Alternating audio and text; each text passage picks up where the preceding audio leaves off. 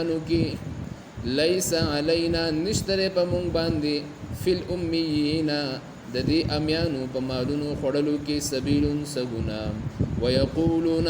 او ایدو علی الله بالله باندې الکذب دروغ وهم یعلمون او دوی خپو دي چې دمو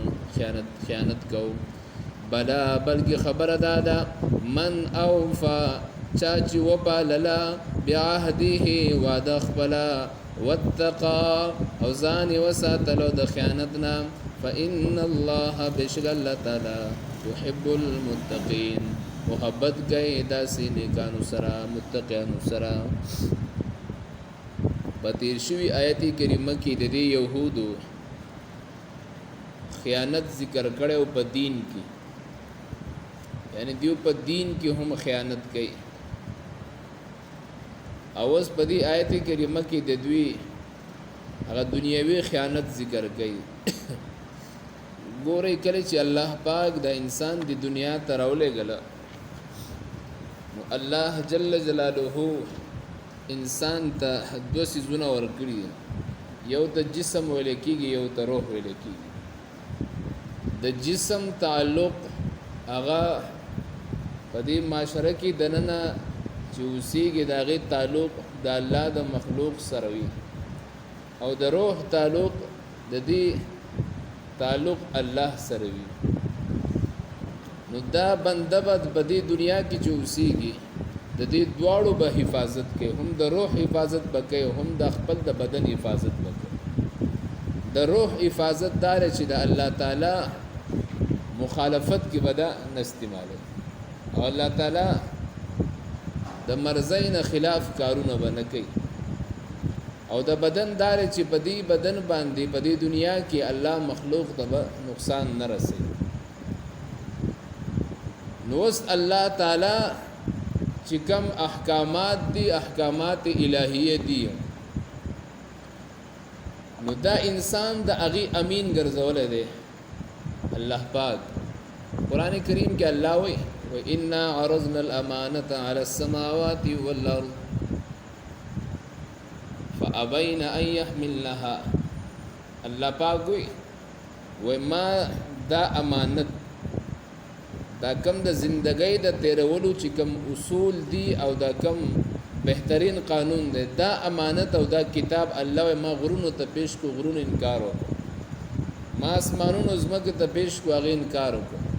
عمل حل انسان دا امانت قبول کو. چې کله دا امانت انسان قبول کو نو الله پاک د دې انسان نه نن سو زره کاله مخکې په عالم ارواح کې الله پاک د دې انسان نه لوز واغست چې قال الست بربکم قالوا بلا.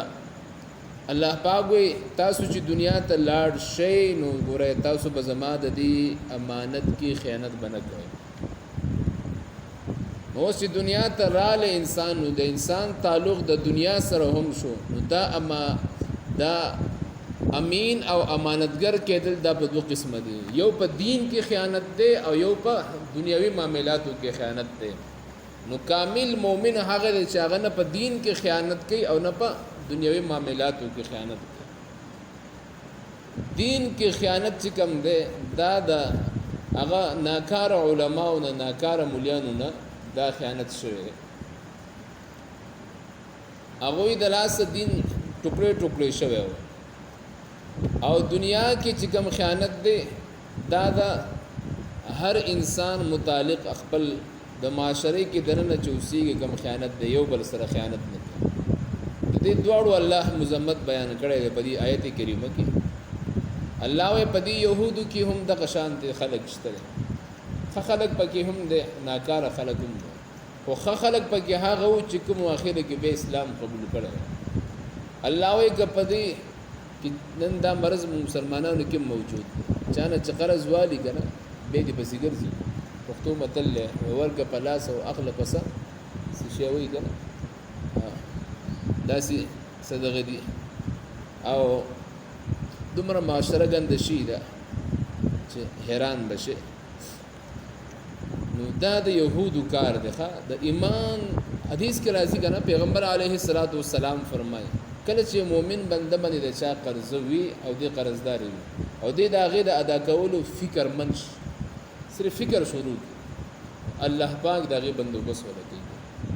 الله پاک د هغې بندوبست کوي او دله به الله توفیق او د وس ورکوي خامخه به دې واپس کوي او کله چې وایي زه ګورو به راکاږو به یې نو دا انتهایی غلط کار دی او ناجایزه کار دی نو دا مرض د یهودو دی الله پاک وی پدې کې ومن اهل الكتاب من ان تامنه بقنطار يؤديه اليك ومن اهل الكتاب او بعضی پدې يهوديانو کې من هغه خلق دي ان تامنه کته امانتدار وګرځي بقنطار د ډیر مال يؤديه اليك هغه درکې تا واپس معنا کته ول ډیر مال ورکې زګ ډیر مال کې د انسان لالچ سیوای وي کنه لګ کې خودو خیانت نه کوي او نه کوي خو ته ول ډیر معلوم ورکې خو لیکن په دې کې داسې خلک شته چې هغه ستا په یو سیس کې هم د نن څه خیانت نه کوي او ومنهم من ان تأمنه بدینار لا يؤديه اليك او بعضی پکې هغه دي چې هغه له 1 روپۍ هم ورکې 1 روپۍ لا يؤديه اليك بیا په اسانه تعالی نه درکې الا ما دمت عليه قائما تر سوچ ته پاغه باندې همیشه ولاړ نه سارو ما خام ور باندې ولاړ نه درکې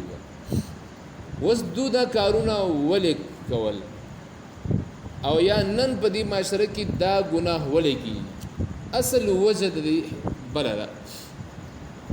دوه وجه ذکر کړی دی دلته کې یو وجه دا ذکر کړی دا درې وجه ذکر کړی دوه نه درې وجه دي اوله وجه دا ذکر کړی دا چې د خلقو د ذهنونو نه د ګناه هغه احساس ختم شوی وکله چې د انسان د ذهن نه د زړه نه د ګناه احساس ختم شي کنه بس دا معاشره د جهالت او د غونډګردۍ د بدمعشۍ د بېحیاۍ دا معاشره د دې شکار شي اول نمبر زکه د يهودو بم وی وذالک بانهم قالوا ليس علينا في الاميين سبيل ومون دا کم مولیان چې يهوديانو د امیانو غریبانو د مالونو به خړل د شکرانه به نظر او نیاز به خړل او په زور باندې حصے مقرر کړي دا به خړل دوی مړه دا خو امیان دي او د دوی مال خړلو کې اړو څه ګناه نشته دی دویم وجه دا ذکر کوي چې کله انسان د زړه نه د الله یره ختم شي بس د نبیا امان غواړي د نبیا سره امان غواړي او درېمه وجه دا ده چې کله ناکله د انسان د جهالت د وجه نه د دې ګناه شکار جوړي یو کتاب راواغستو پاغي کې یو مسله لیکلې ده او مسله د شریعت خلاف او د شریعت نور نه دی معلوم خو اقا یو مسله وکتل او بس پاغي باندې عمل شروع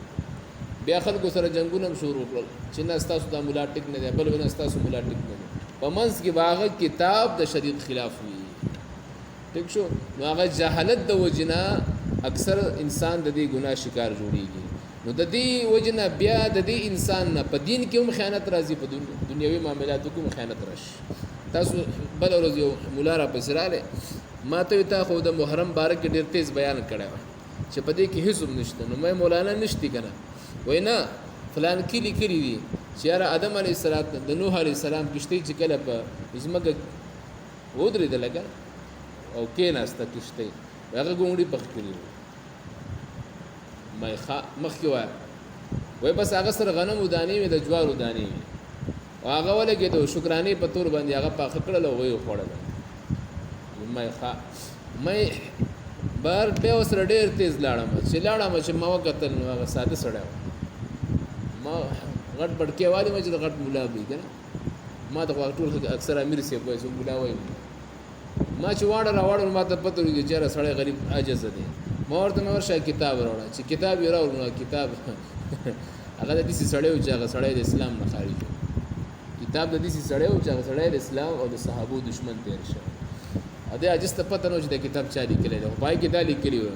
او دا لیکلی چې آدم علیه السلام په لسم محرم پیدا شوی نوح علیه السلام په لسم محرم عیسی علیه السلام په لسم محرم برتلی دا ټولې دا ګډي وډي بکې لیکلي ګوره دا خبره یاد ساتئ یو ورځ د سپوږمۍ نه د تندر نیوله ټول صحابه کرام پیغمبر علی السلام پسې راغلل او دا تندر چې په کوم شپو نیولې و په دغه ورځ باندې د پیغمبر علی السلام زوی وفات شو حضرت ابراهیم علی السلام نو پیغمبر علی السلام ماشوم بچو سکم 2 کالو دا وفات شو ابراهیم علی السلام دا وفات شو صحابه کرام لرل پیغمبر علی السلام فاته شهر ډېر غټ غم دی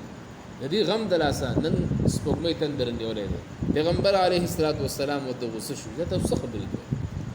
د دې کائنات د انسان سره تعلق نشته چې انسان د وجنه یو سیس کار پرې د کار شروع کړي دا د الله یو نظام دی چې اوس ساينس دا شی راښکاره کوي چې تندر ولې نشي خیال دي اسانه خبره وکړي چې یو بل ته شای شي مخ شي تندر شي تیار شي کنه تاسو ویلې خپويږي په دې باندې ٹھیک ده نو عجیب خبرې وي نو د دین بیا غریبانو په دین کې خیانت وشي بس ګډي وډي پکې وي دین کې خیانت وشي ويقولون على الله الكذب او وای په منبرونو باندې په الله باندې به درو منبر دوخه چې به ګډي وډي وای وهم يعلمون او خپويږي چې زما علم نشته او یا پدی پويږي چې زه خیانت کوم او بعضی پکې ضد دلاسه به بیان شو بغض او حسد ضد دلاسه بلا من اوفى بعدي بلکې خبره دانه د کم چې دا يهوديان کوي شامیان مال خړلو کې څه ګناه نشته نه ګناه شته من اوفى خبره دا من اوفى چا چې خپل وعده پوره کړه کوم وعده چې الله سره کړی و چې الله ستا پیغمبر دنیا ترازی داغه خبره بمنو پاغه به ایمان راوړو اے يهوديانو کپتاسو کې چا زما په دې اخرنه پیغمبر ایمان راوړلو واتقا او ځان وساتلو د امیانو د مال د خړلونه نن مو ته مال غنیمت وایو خلکو مالون د مونږ نن سبا سو